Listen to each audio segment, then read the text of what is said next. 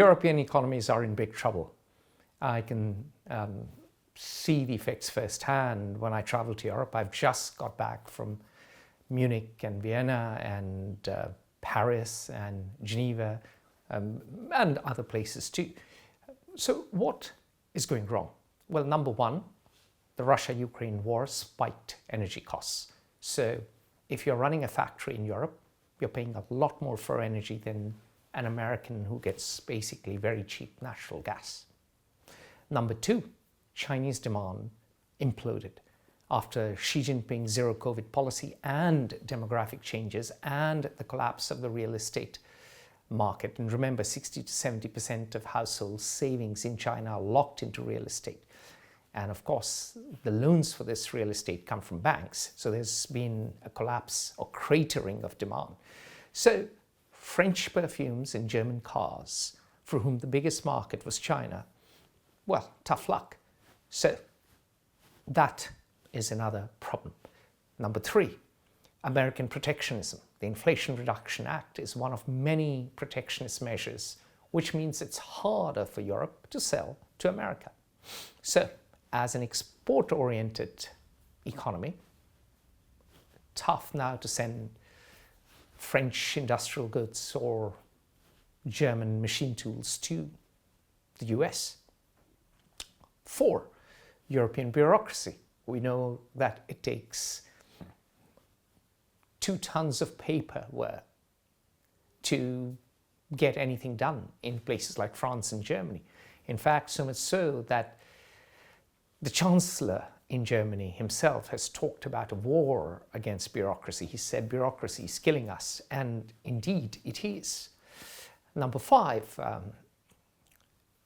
demography. Europe itself is aging, just like China, just like South Korea, and just like Japan. So there isn't that much of internal demand. Also, there aren't enough young people. Also, the young people who are coming out of universities are having to support 4 grandparents and 2 parents. Not quite, but in the future. So demography means there is going to be pressure of pension burden and future debt burden. And of course, markets are nervous.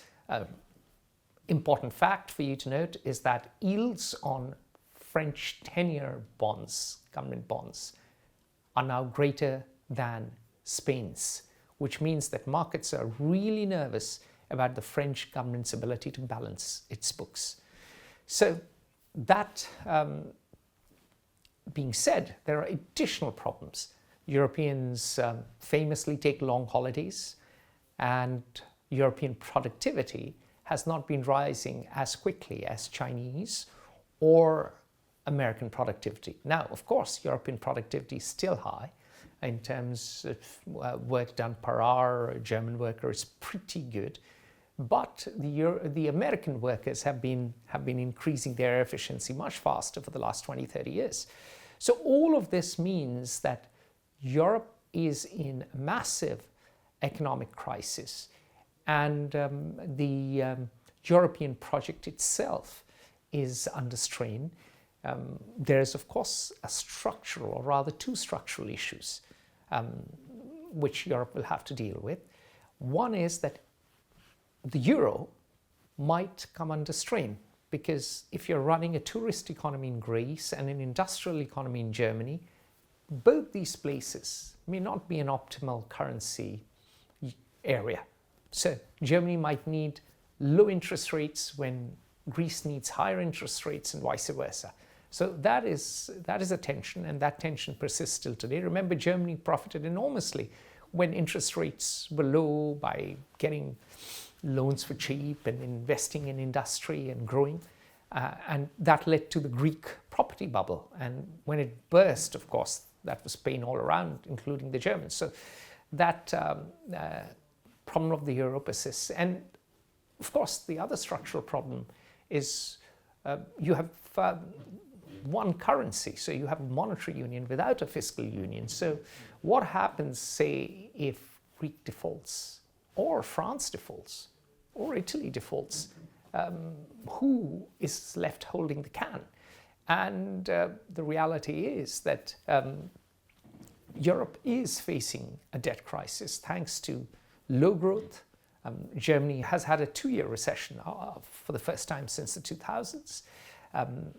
France, I've already painted you the picture.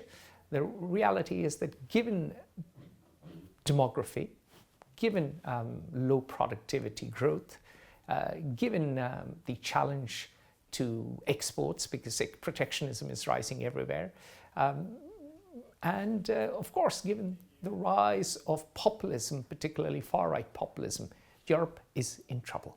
Join the conversation at Fair Observer and subscribe to our YouTube channel.